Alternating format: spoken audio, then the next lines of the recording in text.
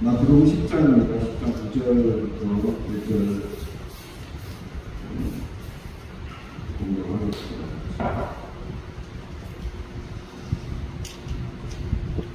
마태복음 10장 9절부터 15절까지 먼저 읽겠습니다. 한 절씩 읽을까요? 제가 먼저 읽겠습니다. 너희 전대에 금이나 은이나 동을 가지지 말고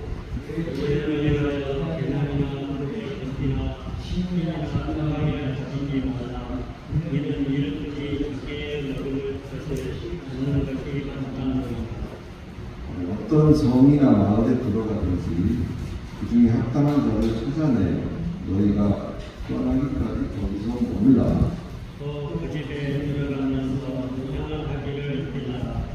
그 집이 이에 합당하면 너희 빈 평안이 거기 임할 것이요 만일 합당하지 아니하면 그 평안이 너희에게 돌아올 것이니라. 그들이 너희를 여겨도 기도하니하고 너희 말을 듣지도 아니하거든 그 집이나 성에서 나가 너희 돌의 연지를 털어버리라.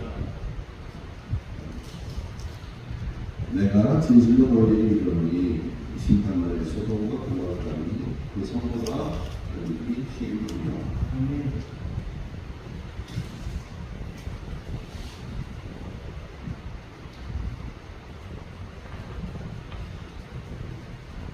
유리 방황하는 우리를 민망히 여기셔서 가까이 여기셔서 그들로 하여금 목자임은 양임을 알게 하려고 제자들을 보내면서 당부하시는 예비들을 적고 있는 것이 10장의 내용이다. 그렇게 이야기하면서 지난주에 10장을 시작을 했습니다. 오늘은 이제 그 임무를 감당하기 위해 보내면서 그 임무를 감당하는 자의 자세는 어떠해야 하는가 하는 그런 내용을 담고 있습니다. 우리가 같이 한 절씩 읽었습니다만 한마디로 요약하면 그들에게 가르치는 예수의 가르침은 한마디로 뭐 여러 가지 준비하려고 하지 마라. 여러 가지 준비하려고 하지 마라 하는 것이 그 내용의 핵심입니다. 철저하게 너희는 보내는 이가 하라는 대로 하면 된다. 그 말을 하고 있는 겁니다. 결국은 내가 보내서 너희들에게 시키려는 이 일이 매우 한시적인 것이다. 그 얘기예요. 요즘 교계에서 들리는 여러 가지 이야기들과는 좀 거리가 있어 보입니다. 교회들 간에도 니꺼 내꺼로 주장하기도 하고 또 천년 만년 세상에 있을 듯이 의리의리하게 뭐든지 하려는 그런 생각들은 예수가 말하고 있는 천국이 가까웠다라는 그 복음을 전하는 자들에게는 어울리지 않는 부분이 있다. 사실은 우리가 알아야 할 것입니다. 오늘 보면 10절에 의하면 일꾼이 저 먹을 것을 받는 것이 마땅합니다. 이렇게 적고 있어요. 저 먹을 것을 받는 것이 마땅합니다.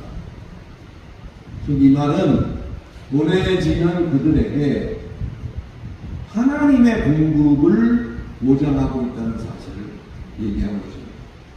하나님의 공급을 보장하고 있다.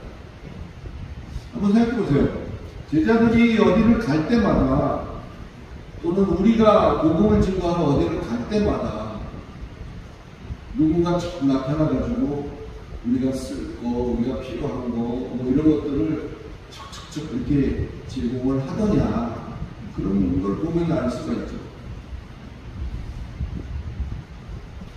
그렇지 않다 보니까 11절 같은 말을 하는 거예요. 11절에 어떤 성이나 마을에 들어가든지 그 중에 합당한 자를 찾아내는 너희가 떠나기까지 거기서 머무르라.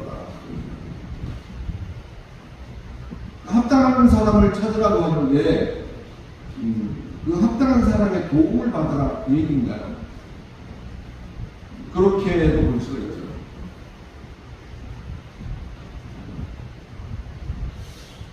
그렇게 가서 이렇게 이제 할 때 합당한 자를 찾아서 그렇게 한다. 이 말이 어떻게 우리에게 읽혀지는지 그런 부분들도 한번 이번 기회에 한번 좀 봤으면 좋겠다. 아무리 뭘 하려고 해도 그런저런 도움도 안 주고 뺀질되는 그런 자와는 먼지 맞아도 탈탈. 그래서 아예 상종을 하지 말아라. 뭐 그런 얘기를 하고 있는 것일까? 라는 성도 여러분, 하나님의 공급이다라고 말을 하는 것은 저들의 공급과 차별을 두기 위해서 그런 표현을 합니다. 하나님의 공급,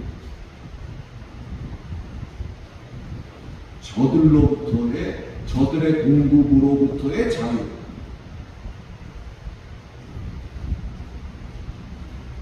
이 말이 의미하는 것을 여러분 좀 깊이 좀 생각했으면 좋겠어요. 일꾼이 저 먹을 것을 받는 것이 합당하다 이런 얘기를 했는데 그것이 하나님의 공급을 보장하고 있는 것이라면 사람을 의지하지 말라는 의미가 되는 거예요. 가서 합당한 자를 찾아서 그들과 이제 할 때 그들로부터 도움을 청하고 그들에게 기대를 했었는데 그렇지 못할 때 얼마나 상실감이 크겠어요. 얼마나 좌절이 되겠어요. 그들로부터 도움을 받아야 될 텐데 그렇지 않는 그들을 볼 때 참 난감하기도 할 것이고 여러 가지 그런 상황이 있을 것입니다. 사람만을 바라볼 때는 그럴 수밖에 없는 거예요. 근데 지금 여기서 말하고 있는 10절의 내용이 아무것도 가져가지 말라. 쉽게 얘기하면 뭐 보따리도 2개 갖지 말고 전대도 그죠? 배낭도 뭐 이렇게 바리바리 싸가지고 필요 없다. 일꾼이 자기의 먹을 것을 받는 것이 마땅합니다. 이 말이 뭐라 그랬다고요? 하나님의 공급을 보장하고 있는 말씀이다. 그 말이에요. 그 말의 의미는 한 걸음 더 나가서 사람들의 공급, 저들의 공급으로부터의 자유함을 의미하는 것이라는 사실을 깨달으십니다. 이 합당한 자라는 말은요, 가치 있는 자, 균형 잡힌 자를 말합니다. 가치가 있단 말이에요.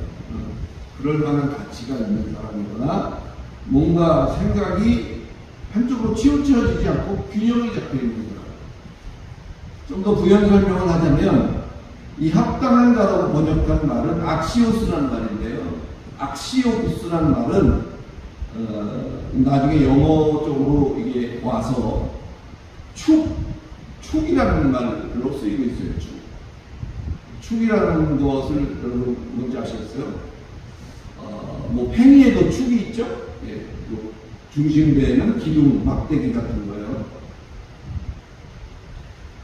축을 기반으로 한 막대저울 정도 생각하시면 좋을 것 같아요. 합당한 자라고 하는 말이 어떤 그런 옛날 엿장수들 갖고 다니는 그 저울 생각나서요. 이쪽에 접시라고 올려놓고 축을 이렇게 움직여서 무게를 재는 막대저울, 그걸 생각하시면 좋을 것 같아요. 막대저울은요 1이라는 것을 올려놓으면 이쪽에 1이라는 것을 올려놓으면 이쪽에도 1이라는 것으로 같이 힘을 주어야 균형이 유지가 되죠. 이쪽에 3이라는 것을 올렸을 때 이쪽에는 1로 계속 있으면 무게가 한쪽으로 치우치다는 거죠. 3이라는 걸 올려놨을 때는 이쪽에도 3이라는 정도로 같이 힘을 버티고 같이 해줄 수 있는, 그것이 지금 여기서 말하는 합당한 자라는 의미의 악시오스예요.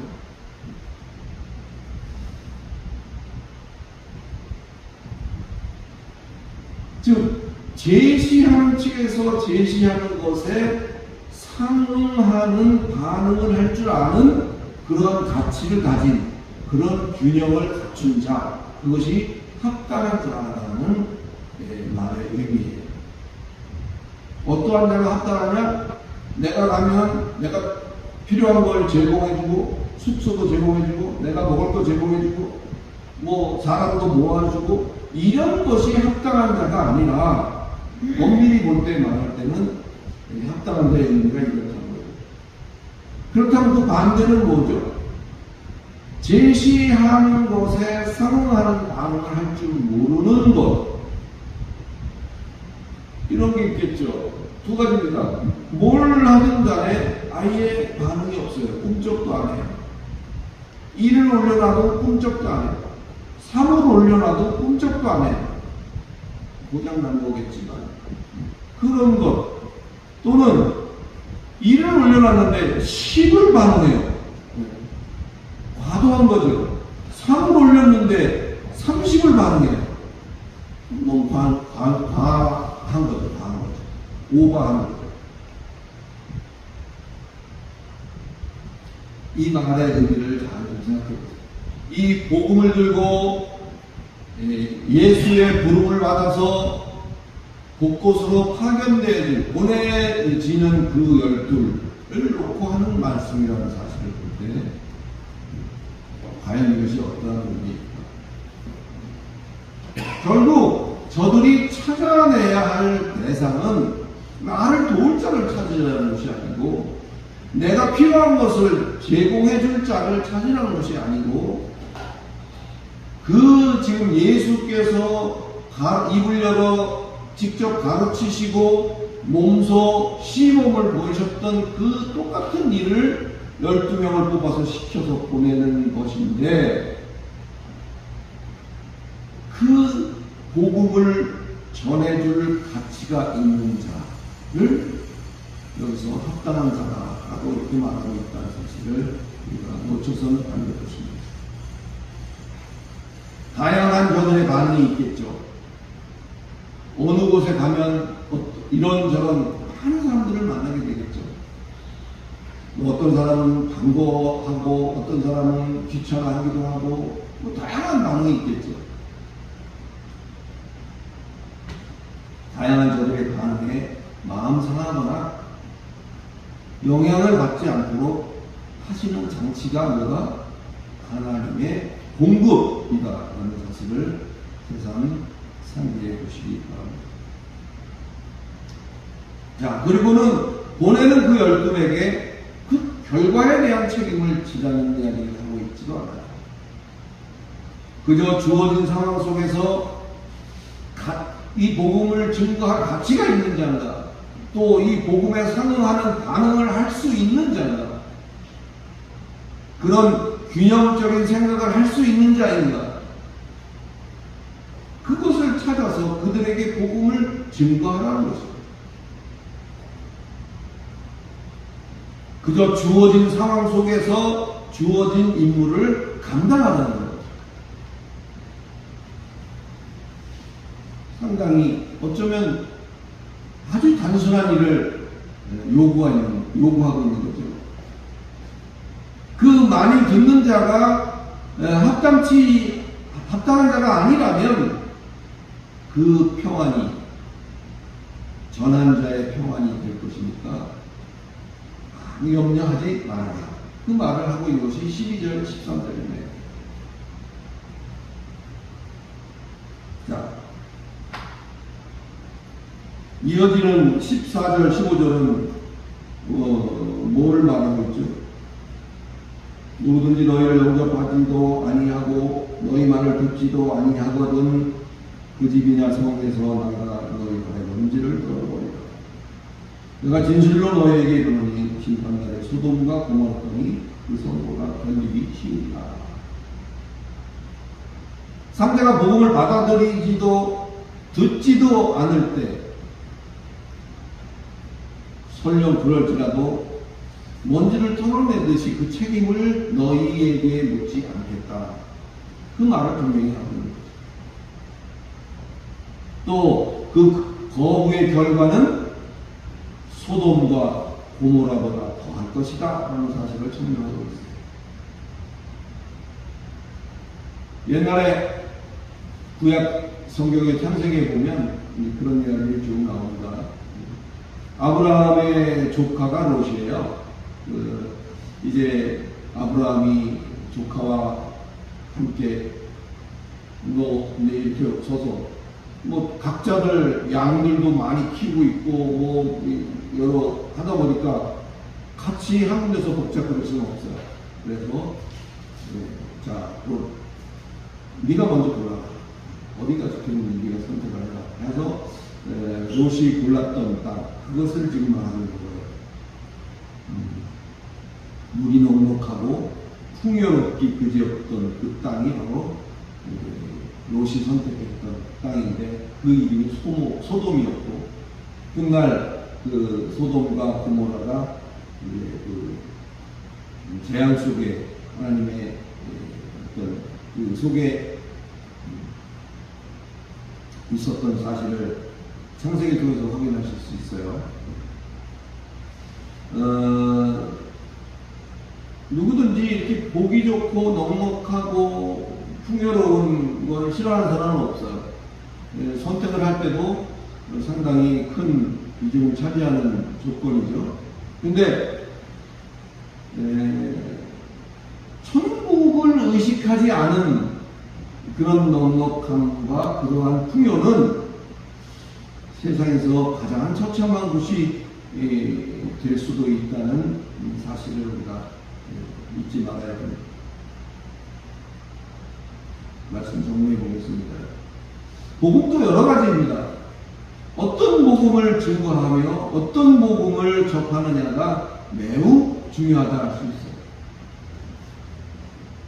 사랑하는 성도 여러분, 여러분은 복을 누리고 있습니까?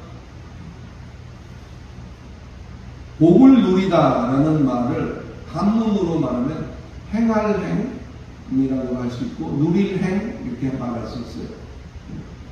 복복. 그래서 행복하십니까? 이런 질문이 지금 복을 누리고 계십니까? 라는 질문과 같습니다.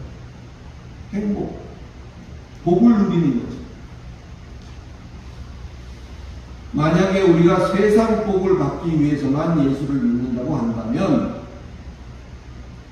여러분 스스로에게 물어보세요. 나는 행복한가? 답은 두 가지겠죠. 행복하다. 아니면 그 반대로 아직 불행하다. 그런 생각을 할 수도 있겠어요. 우리가 예수 믿는 목적이 거기에만 있다면 예수 잘 믿는 또는 우리가 누리고 있는 복의 크기가 지금 현재 내가 처해 있는 복의 크기가 내가 가지고 있는 믿음의 크기를 대변하는 것이 된다면 되게 좀 모순되는 것이 되겠죠. 여러분 행복하다고 내가 믿음이 크다면 나는 지금 엄청 행복해야 되지 않겠어요? 그대로 된다면 믿는 자에게. 근데 나는 지금 별로 행복하지 않은 것 같아. 그럼 내 믿음이 시원치 않아서 그런 결과가 오는 걸까요? 그게 아니잖아요. 이런 어린 행위의 복음에서 우리는 자라나야 돼요. 어린 신앙, 어린 행위 복음에서 우리는 성장해야 된다. 좀 자라서 이제 하게 되면 뭔가 보이죠. 다른 걸 느낄 수가 있어요. 내가 뭘 해서가 아니라 모든 것이 주 예수의 은혜로 말미암았구나 이런 생각을 이제 하게 되죠. 은혜의 복음을 알게 되는 거예요. 그렇게 해서 행위의 복음에서 성장해서 은혜의 복음을 알게 되었고 거기서 더 잘하게 되면 세상살이가 전부가 아니구나 또 다른 어떤 또 다른 가치관이 있구나. 천국 복음을 이제 알게 되는 거죠. 천국 복음을 깨닫게 되니까 전부인 줄 알았던 세상을 이기게 되고, 세상을 이기게 되니까 급기야는 사는 것, 죽는 것, 뭐 이런 것들을 초월하는 영광의 복음의 단계에 이르게 된다. 그래서 행위의 복음, 좀 더 잘하면 은혜의 복음을 알게 되고, 좀 더 잘하면 천국 복음을 알게 되고, 좀 더 이제 잘하게 되면 죽음을 사나 죽으나 영광의 복음의 경지에 이르게 된다. 이렇게도 복음을 단계별로 정리해 볼 수가 있습니다. 이긴다. 이걸 우리가 참 좋아합니다. 이기는 신앙, 세상을 이기고. 이긴다는 게 뭘까요? 이긴다 그러면 권투시합 같은 걸 생각을 하게 되죠. KO 시키는 것이 이기는 건가요? 넉다운, KO의 학자죠. KO 시키는 것만을 생각하고 있다면 그런 식으로는 절대 세상을 이길 수가 없어요. 가치관이 바뀌어서 세상이 아무리 집적돼도 아랑곳하지 않는 그것이 바로 이기는 것이라는 사실을 우리가 잘 깨달아요. 그야말로 복된 저와 여러분들이 다 되시기를 예수 그리스도의 이름으로 축원합니다. 다음 단락을 볼까요? 16절 누가 한번 읽어주세요. 보라 내가 너희를 보내니 양을 길이 가운데로 보낸 것 같도다. 그러므로 너희는 뱀같이 지혜롭고 비둘기같이 순결하라. 네. 금세 끝납니다. 16절입니다. 내가 너희를 보내니 양을 이리 가운데 보낸 것 같도다. 그러므로 너희는 뱀같이 지혜롭고 비둘기같이 순결하라. 이 구절을 읽고 여러분 어떤 생각을 하게 됩니까? 위험천만한 곳으로 보낼 수밖에 없는 보내는 이 안타까운 심정, 그런 것도 거기 묻어나 있죠. 설교를 위해서 이렇게 자료들을 좀 찾아봤더니 다들 그런 면에서 비슷한 방향을 입장을 취하고 있어요. 보내는 자를 양이라고 보는 것도 있죠. 좀 문제는 이리에 대한 시각이에요. 이리를 어떻게 보시면 이 이리를 믿지 않는 세상으로 보는 견해가 우세합니다. 그들 세상은 사도들의 사역에 결코 우호적이거나 동의적인 태도를 취하지 않는다. 그러므로 목적 달성을 위해서는 지혜로워야 하고 순수해야 할 것을 당부하시는 내용이다. 이렇게 말하고 있는 것이 우세합니다. 저도 이 말에 한 표 던질 수 있습니다. 맞아요. 근데 전혀 또 엉뚱한 얘기를 하고 있는 자료들도 꽤 있습니다. 이걸 여기서 우리가 말할 필요 없을 것 같아요. 저 같은 경우면 이 일을 우리가 같이 해온 산상수훈 끝부분에 7장 한 15절쯤 되는데 거기에 언급한 것처럼 거짓 선지자라고 보는 것이 바람직하다고 생각합니다. 이 일을 뭐로 보느냐? 믿지 않는 세상으로 보느냐? 이 일을 거짓 선지자로 보느냐? 두 가지 견해가 있습니다. 우리가 따라서 이 일을 무엇으로 보느냐에 따라서 경계할 대상이 달라지죠. 그 경계의 대상을 불신 세상이나 복음에 대한 배타적인 세력으로 볼 것이냐.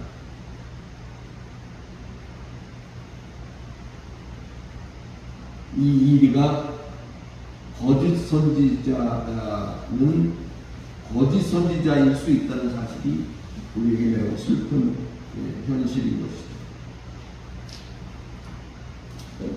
7장 15절 궁금하실까봐 거짓 선지자들을 삼가라 양의 옷을 입고 너희에게 나오나 속에는 노랗지 않은 일이다. 한상주 마지막 부분에 나왔던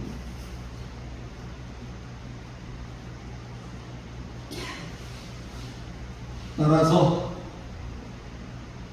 그들을 분별하기 위한 지혜가 요구되는 것은 너무나도 당연한 것이죠. 그리고 또 하나 요구하고 있는 내용은 지혜와 순결이 되었습니다. 순결이라는 말은 헬라어에서도 같은 의미를 가져요. 섞지 않았다는 거예요.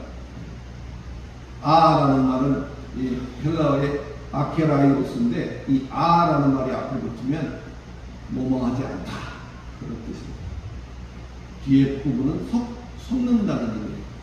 섞지 않은 것이 순결한 거죠. 순전한 것이고 순수한 것이죠. 다른 아무것도 섞지 않은, 이를테면 뭘 섞을 수 있겠어요? 복음의 시대성 가능하죠? 이념 가능하죠? 세상 풍조 그것도 가능하죠?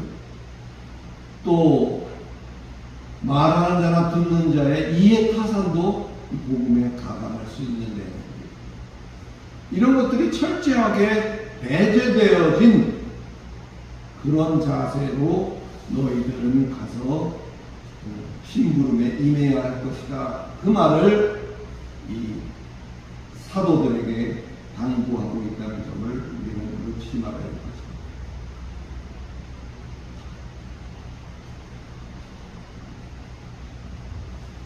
노아의 방주 이야기를 기억하시죠?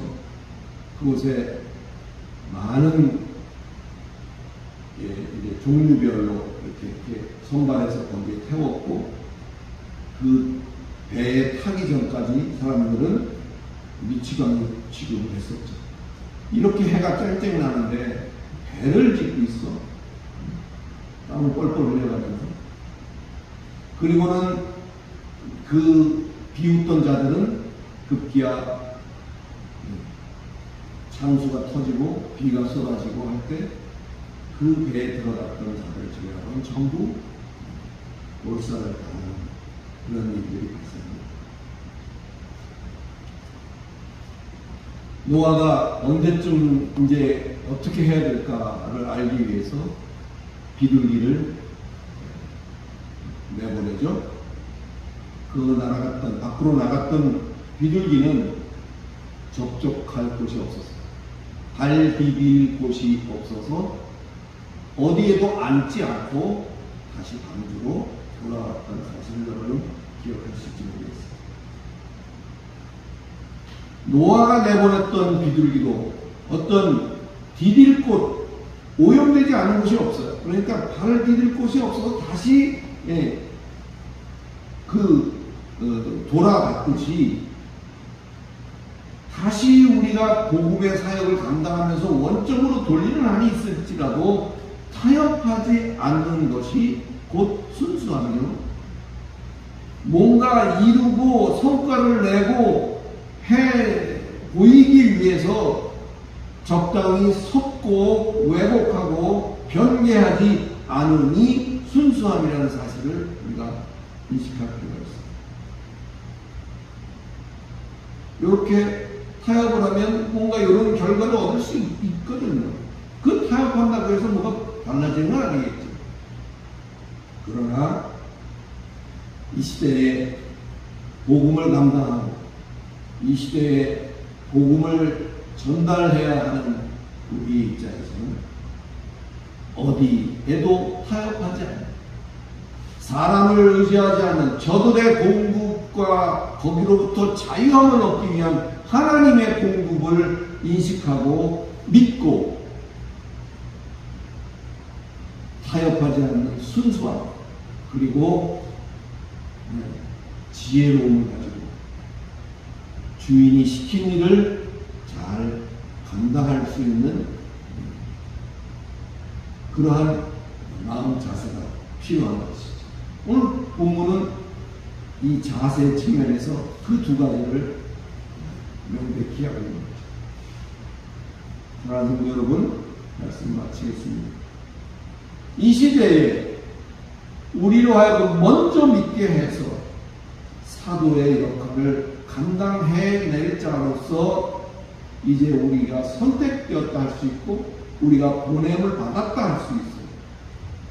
거기에 대하여 손색 없는 슬기로운 그 자체와 흔들림 없는 참 지혜와 진정한 순결로 우리가 무장해서 우리에게 맡겨진 임무를 크건 작건 내 삶의 현장 속에서 잘 감당할 수 있는 저와 여러분이 되시기를 그리스도 예수 이름으로 간절히 축원합니다. 기도하겠습니다. 거룩하신 하나님, 은혜를 감사합니다. 세상은 늘 우리에게 귀가 솔깃한 것들을 가지고 다가와서 우리를 미혹합니다.